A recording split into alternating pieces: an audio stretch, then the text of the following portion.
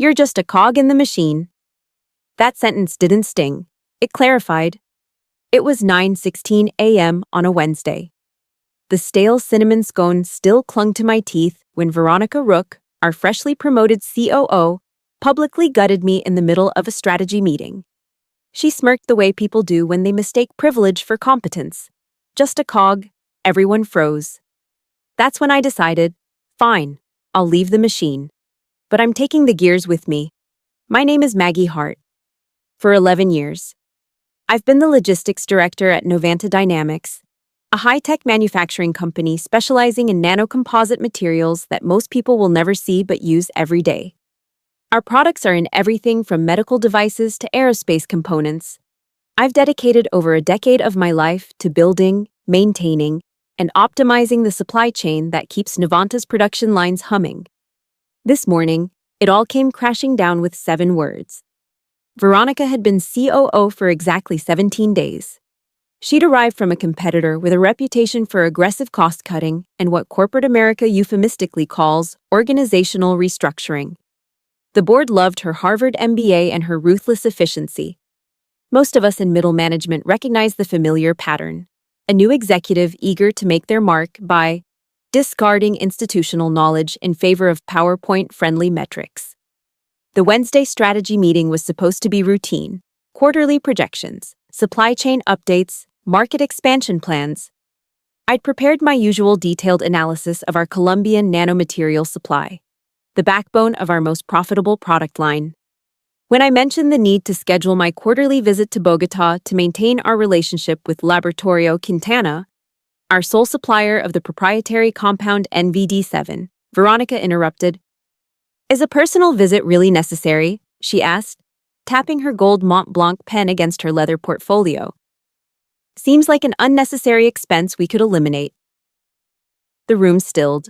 Everyone knew our relationship with Laboratorio Quintana was the cornerstone of Novanta's competitive advantage.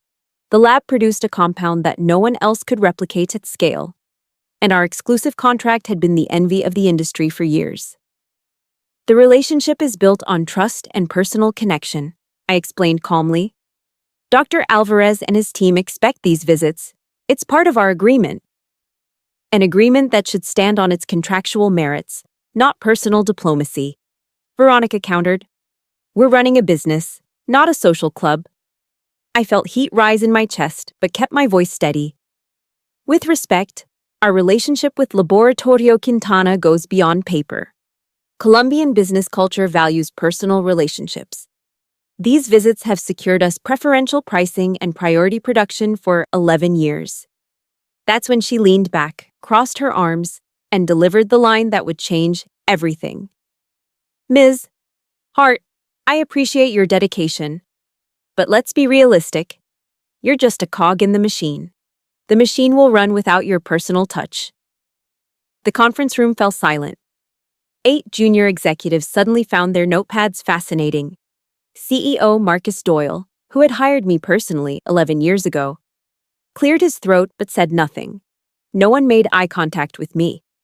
I nodded, closed my laptop, and continued my presentation without emotion.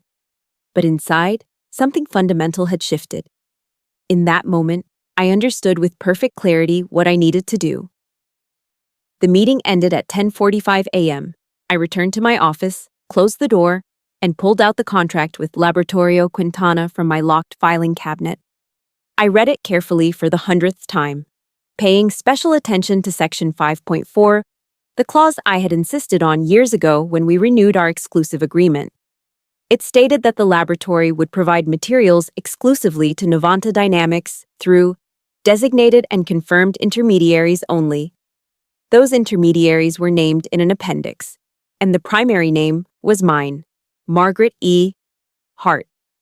At 11:32 a.m., I called my attorney, Patricia Winters. I need to discuss an exit strategy, I said when she answered. From your marriage? She asked, confusion evident in her voice. From my job. And I need to understand my legal obligations regarding a contract I negotiated. We arranged to meet for lunch. In the meantime, I began methodically documenting every aspect of our supply chain relationship with Colombia. I copied nothing that wasn't mine by right. I was careful about that.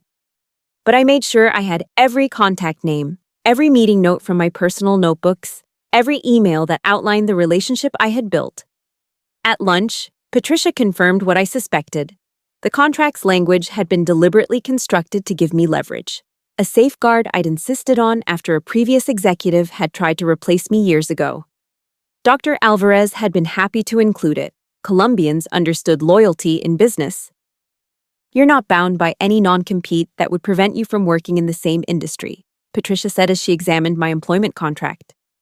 Though there are standard confidentiality provisions, I have no intention of violating those, I assured her. I won't take or use Novanta's proprietary information, but my relationships and expertise are my own. That evening, I drafted my resignation letter. Professional, courteous, giving the standard 2 weeks' notice. No mention of Veronica's comment or my true reasons for leaving. I scheduled it to be delivered to HR and Marcus Doyle first thing Monday morning. I wanted the weekend to finalize my plans. Over those 2 days, I made 2 important calls. The first was to Dr. Alejandro Alvarez in Bogotá. We'd become friends over the years, sharing meals with his family, attending his daughter's wedding. I spoke in careful terms, telling him I would be leaving Novanta Dynamics, but hoped our personal friendship would continue. His response was immediate and warm. Maggie, you know that our arrangement has always been about trust. Without you, things will be different. The second call was to Christine Park, CEO of Quantum Edge Materials, a smaller competitor that had been trying to break into the nanocomposite market for years. We had met at industry conferences, and I had always respected her technical knowledge and vision. I asked if she would be interested in discussing potential opportunities. She suggested dinner Tuesday evening. Monday morning, I delivered my resignation as planned. Marcus called me into his office immediately. Maggie, what is this? He asked, holding my letter. Is this about what Veronica said in the meeting? I know she was out of line, but this is an overreaction. It's not an overreaction, Marcus. It's a recognition of reality, I replied. The company's priorities have changed. I'm making room for someone who aligns better with the new direction. We can talk to Veronica, smooth this over, he suggested. I shook my head. This isn't about one comment. It's about what that comment represents. My decision is made. He sighed deeply. Who's going to handle the Colombian supply chain? You know that relationship is built on your connections. I've prepared comprehensive transition documents, I said, not mentioning the critical aspects of the relationship that couldn't be documented. The trust, the cultural understanding, the years of shared meals and personal stories. I suggest appointing someone who understands the importance of personal relationships in international business. By the end of the day, HR had processed my resignation. I was to train my replacement during my final 2 weeks. That replacement turned out to be Kyle Brandt, a recent MBA graduate who had been with the company for just 8 months. Kyle had impressive analytic skills and had created several popular internal dashboards tracking supply chain metrics. What he lacked was any experience with international business relationships or understanding of Latin American business culture. I spent my first week showing Kyle our systems, explaining our ordering processes, and introducing him via email to our Colombian partners. Dr. Alvarez's responses were polite but noticeably cooler than usual. When Kyle suggested they could simply set up a regular automated ordering system rather than the personalized process we had used, Dr. Alvarez stopped responding altogether. By Thursday of my second week, panic was setting in. Our monthly shipment of NVD7 was due to be confirmed, and Laboratorio Quintana had not acknowledged the latest communication. Kyle came to my office, his usual confidence replaced by genuine concern. They're not answering my emails or calls, he admitted. Could you reach out to them, maybe introduce me more formally? I already introduced you as my replacement, I said. They know who you are. But they're not responding to me, he insisted. I picked up my phone and called Dr. Alvarez's direct line. He answered on the second ring. Maggie, how are you, my friend? Are you calling about your visit next month? Actually, Alejandro, I wanted to follow up on the introduction to Kyle Brandt. He'll be handling the Novanta account moving forward. A long pause followed. Yes, we received his messages. Unfortunately, as I review our agreement, I see that we are only authorized to work with designated representatives. You are currently the only confirmed representative for Novanta Dynamics. Kyle has been appointed by the company to replace me, I explained. But you see, the contract specifically requires written confirmation from both parties. We have received no such confirmation from you. And without it, we cannot proceed with unauthorized individuals. I thanked him and ended the call, then turned to Kyle. You'll need to have legal review Section 5.4 of the contract. There's a formal process for changing authorized representatives. Kyle frowned. Can't you just send them an email confirming me? I could have, of course. But I chose my words carefully. That would need to come as an official company directive, not from someone who's leaving in 3 days. The next morning, I had my exit interview with HR, turned in my badge and company phone, and cleared out my office. As I walked to my car with my small box of personal items, I felt strangely light. For the first time in 11 years, I didn't carry the weight of Novanta's supply chain on my shoulders. That evening, I met Christine Park for dinner at a quiet restaurant downtown. She had reviewed my resume and came prepared with specific questions about my experience and knowledge. Your reputation in the industry is impressive, she said after we ordered, particularly your work in establishing stable supply chains for volatile materials. Thank you. It's been my focus for the past decade. She leaned forward. Maggie, I'll be direct. We've been trying to break into the nanocomposite market, but sourcing the raw materials has been our biggest hurdle. Novanta has had the market cornered. Novanta has benefited from an exclusive relationship with a key supplier, I acknowledged. A relationship that I understand is largely built on your personal connections, she added. I didn't confirm or deny this, simply stating. International business relationships often have both contractual and personal dimensions. By the end of dinner, Christine had offered me a position as Quantum Edge's new Senior Vice President of Supply Chain Operations, a significant promotion from my director-level position at Novanta. The salary was comparable, but the equity package was substantial. More importantly, I would have autonomy to build and manage the supply chain as I saw fit. We need someone who understands this space, Christine said. Someone who can help us compete effectively. Is that someone you? I accepted the offer. We shook hands, and I signed the preliminary paperwork the next day. For the next 2 weeks, I did nothing related to either company. I took my first real vacation in 5 years, spending time with my sister in Maine, walking on rocky beaches and sleeping late. I didn't check emails or take business calls. I needed the mental space to transition from one chapter to the next. Meanwhile, at Novanta, the first signs of trouble appeared. The monthly shipment of NVD7 didn't arrive as scheduled. Production managers began asking questions. Kyle Brandt sent increasingly urgent emails to Laboratorio Quintana, copied to Veronica and Marcus. The responses, when they came, were polite but unhelpful. We are reviewing our contractual obligations and will respond in due course. By the time I started at Quantum Edge 3 weeks after leaving Novanta, industry rumors were circulating about supply chain issues at my former employer. Christine briefed me on my first day. They've missed a shipping deadline for the first time in years, she said. Their customers are getting nervous. Their contract with Laboratorio Quintana is exclusive, I noted. The lab can't sell to anyone else. Christine smiled. Actually, our legal team has reviewed that contract. Public portions filed with regulatory agencies. The exclusivity applies to the specific formulation they provide to Novanta. It doesn't prevent them from developing other formulations or working with other partners on different compounds. That afternoon, I drafted an email to Dr. Alvarez, carefully worded to respect all legal boundaries. I didn't mention Novanta or their contract. I simply introduced my new role at Quantum Edge and expressed interest in discussing potential collaboration opportunities for new formulations that would not conflict with existing obligations. Dr. Alvarez replied within the hour, suggesting a video call the following day. During that call, we spoke as old friends first, catching up on his family and my brief vacation. Then we turned to business. Your departure has created quite a situation, he said. The new contact person does not understand our ways of working. I'm sorry to hear that, I replied neutrally.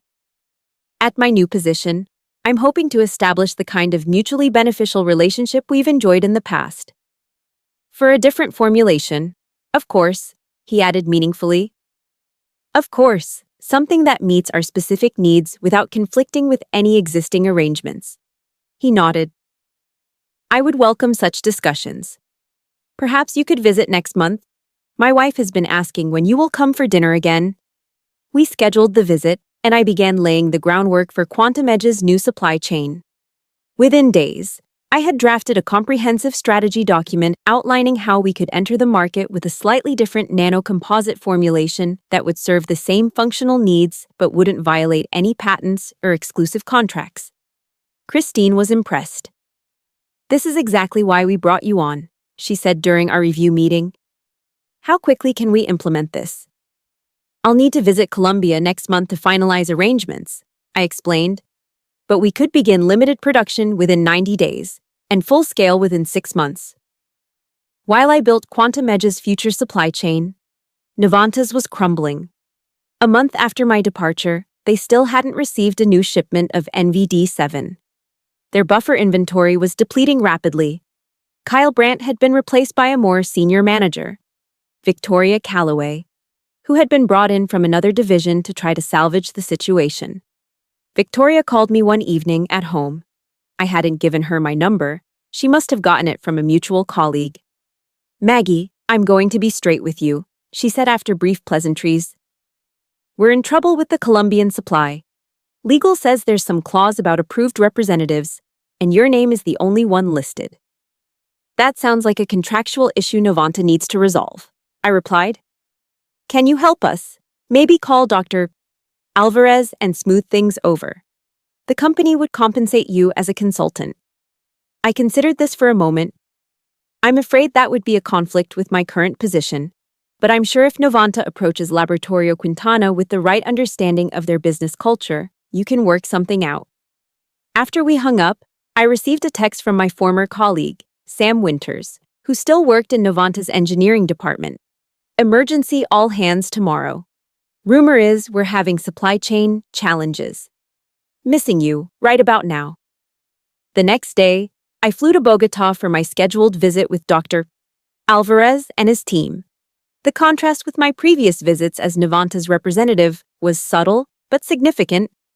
Instead of discussing ongoing supply of an existing product, we explored possibilities for a new formulation. Dr. Alvarez introduced me to his chief chemist, Dr. Isabella Reyes, who had been developing variations of their nanomaterials. This formulation has slightly different properties, she explained, showing me test results. Higher heat resistance, though slightly less tensile strength.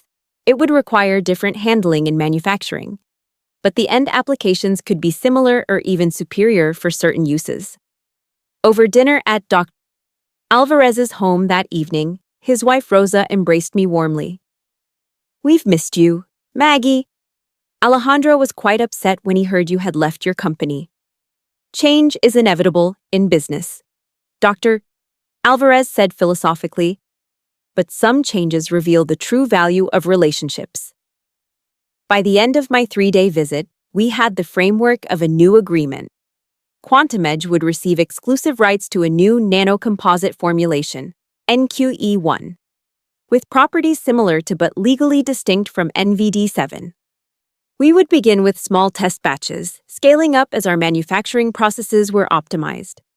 Most importantly, the contract included the same representative clause I had established with Novanta, ensuring that the relationship remained anchored to people, not just legal entities.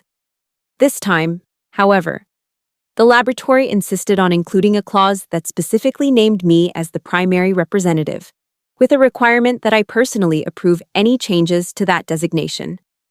When I returned to Quantum Edge, Christine called an executive meeting to announce our breakthrough. Thanks to Maggie's expertise, we've secured access to advanced nanomaterials that will allow us to compete directly in markets previously dominated by Novanta Dynamics. We expect to begin production within 3 months. Meanwhile, Novanta's situation had gone from problematic to dire. Without NVD7, they couldn't produce their flagship products. Customers who had been promised deliveries were getting restless. Some began looking for alternatives. Victoria Calloway had flown to Bogota with Novanta's legal team, attempting to enforce the contract through more formal channels. They discovered what I already knew. Colombian business culture didn't respond well to legal threats. The laboratory simply pointed to the contract language and expressed regret that they couldn't proceed without properly designated representatives. 6 weeks after my departure, Novanta's stock price began to reflect their supply chain crisis. It dropped 15% in a single day after they announced production delays due to temporary supply chain disruptions. Financial analysts started asking pointed questions about their supplier relationships and risk management practices. Around this time, I received an email from Marcus Doyle. Maggie, I hope this finds you well. I won't pretend things are going smoothly here. The situation with Laboratorio Quintana has become untenable. Legal tells me we have little recourse given the contract language. I want you to know that I regret not speaking up when Veronica made that unfortunate comment. Your value to Novanta was never in question, at least not by me. Is there any chance we could discuss the situation? Perhaps you could advise us, even informally, on how to rebuild the relationship with Dr. Alvarez? Best regards. Marcus. I read the email twice before drafting a careful response. Marcus, thank you for reaching out. I'm sorry to hear about Novanta's challenges. While I value our professional relationship, I'm now fully committed to my role at Quantum Edge Materials, which would make any advisory relationship with Novanta a conflict of interest. I can only suggest that whoever represents Novanta should approach Laboratorio Quintana with an understanding of their business culture and values. Relationships matter deeply in that context. I wish you all the best. Maggie. 2 days later, industry news sites reported that Veronica Rook had been placed on administrative leave, pending a review of Novanta's operations. The company's stock dropped another 8% on the news. Sam texted me again. Veronica's gone. Too late, though. Engineer from production just walked out mid-shift, said he wasn't going down with this mess. Customers canceling orders left and right. At Quantum Edge, our first test batch of NQE1 arrived from Colombia right on schedule. The quality was excellent, and our engineers quickly adapted our manufacturing processes to work with the new material. Christine was ecstatic. The timing couldn't be better, she told me during our weekly check-in. We're already getting inquiries from companies that used to be exclusive Novanta customers. They're nervous about supply chain stability. We should be careful not to overcommit, I cautioned. Let's make sure our supply chain is robust before we start taking on major contracts. Christine nodded. Agreed. But I want to start conversations now. These relationships take time to build, as you well know. 8 weeks after my departure from Novanta, they made a desperate move.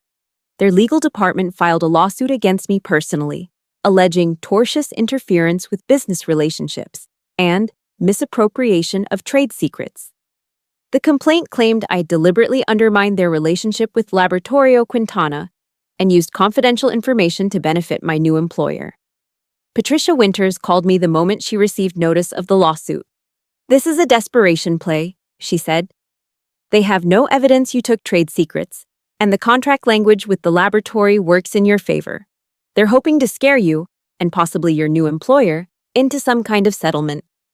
How should we respond? I asked. Aggressively, she said without hesitation. We'll file a motion to dismiss and potentially a countersuit for defamation. They've made serious allegations without evidence. Quantum Edge's legal team joined forces with Patricia, and within days, we had filed our response. The key element was Section 5.4 of the Novanta Laboratorio Quintana contract, which clearly stated that the laboratory would only work with designated representatives that had been mutually confirmed in writing. Novanta had failed to secure such confirmation before my departure, a fact that undermined their entire case. Our motion included a statement from Dr. Alvarez, confirming that Quantum Edge's arrangement involved a different formulation than what was covered under the Novanta contract, and that no confidential information had been shared. It also pointed out that my new employment agreement specifically prohibited me from using any confidential information from previous employers, and that Quantum Edge had implemented strict protocols to ensure compliance. The judge assigned to the case scheduled an initial hearing, but it never took place. 3 days before the hearing, Novanta withdrew their lawsuit without explanation. Industry analysts speculated that they couldn't afford the distraction of litigation while trying to salvage their business. That same week, Novanta's largest customer, Meditech Innovations, announced they were switching suppliers for critical components due to ongoing concerns about supply chain reliability. Their stock plummeted another 22%. 10 weeks after I left Novanta, they filed for Chapter 11 bankruptcy protection, citing insurmountable supply chain challenges as the primary cause. Marcus Doyle resigned as CEO. The board appointed an interim leadership team to attempt a restructuring, but industry insiders were skeptical about their chances of recovery. Quantum Edge, meanwhile, was thriving. Our first commercial shipments of products using NQE1 had been delivered to customers, with excellent feedback. Christine had raised additional funding based on our rapid market entry, and we were expanding our production capacity. 3 months after the bankruptcy filing, Novanta's assets were sold off to various competitors. Quantum Edge purchased their manufacturing facility in Colorado, which complemented our existing operations. The facility came with several key engineers who had worked with NVD7 and were delighted to join a company with a secure supply chain. 6 months after leaving Novanta, I returned to Bogotá for our quarterly business review with Laboratorio Quintana. Dr. Alvarez and I sat at a small cafe in the historic La Candelaria district, discussing our growing partnership. "Your new company understands the value of relationships," he observed, sipping his coffee. "It is refreshing." "We're building something sustainable," I replied, "based on mutual respect and recognition of each other's value." He nodded thoughtfully. "You know, when that woman, your former COO, came here with her lawyers, she spoke to us as if we were merely vendors, interchangeable parts in her supply chain. Some people never understand that business is ultimately about relationships between people," I said. "Indeed." He smiled. "Speaking of relationships, Rosa insists you come for dinner tonight. Her sister is visiting from Medellin and wants to meet the famous American businesswoman we speak of so often." As we walked through the cobblestone streets toward his car, Dr. Alvarez asked casually, "Did you know that your former company has completely ceased operations? The bankruptcy court appointed a liquidator last week." I nodded. "I heard. It's unfortunate for the employees." "Many found new positions. I understand. Several have contacted our lab seeking opportunities." "Good talent always finds a home," I said. That evening, surrounded by the warmth of the Alvarez family, I reflected on the journey of the past 6 months. I hadn't set out to destroy Novanta. I had simply removed myself from a situation where my value wasn't recognized. The consequences that followed were the natural result of a company failing to understand what truly made their business work. Later, as Dr. Alvarez drove me back to my hotel, he asked, "Do you ever regret leaving as you did, without ensuring a proper transition?" I considered this carefully before answering. I provided all the documentation required. I introduced my replacement. I fulfilled my professional obligations. I paused. What I couldn't transfer was the relationship we built over years. That wasn't mine to give away. He nodded in understanding. Some things cannot be documented in transition reports. When I returned to the States, Christine announced that Quantum Edge had secured Series C funding at a valuation triple our previous round. My equity was now worth several $1 million. More importantly, We had established ourselves as a reliable supplier in a market previously dominated by a single player. At our executive retreat the following month, Christine raised a toast to Maggie Hart, who showed us that supply chains are built on relationships, not just contracts. Our success is a direct result of your expertise and integrity. As glasses clinked around the table, I thought about Veronica Rook's dismissive words that had set everything in motion. A year later, I heard she had taken a position with a retail chain, far from the high-tech manufacturing world where her lack of understanding had proved so costly. Sometimes, when I'm speaking at industry conferences or mentoring young professionals, I'm asked about the Novanta situation. I never discuss the details publicly. I simply emphasize the importance of recognizing the human element in global supply chains. Late one evening, working alone in my office at Quantum Edge's headquarters, I came across an old email from my first visit to Laboratorio Quintana 11 years earlier. Dr. Alvarez had written, "Miss Hart, I believe we will work well together because you understand that behind every contract, every shipment, every specification, there are people. This is the foundation of lasting business." I printed that email and framed it. It hangs on my office wall now. A reminder of what truly matters in business and in life. Occasionally, I think about that Wednesday morning meeting, the taste of stale cinnamon scone, and the smirk on Veronica's face as she uttered those fateful words. In those moments, I whispered to myself what I wish I had said then. I was never a cog. I was the oil that kept the engine from tearing itself apart. Without me, the machine didn't just struggle, it failed completely. Not because I sabotaged it, but because I was the only one who truly understood how all the parts work together. Sometimes the most valuable components of any system are the ones that connect everything else, invisible until they're gone.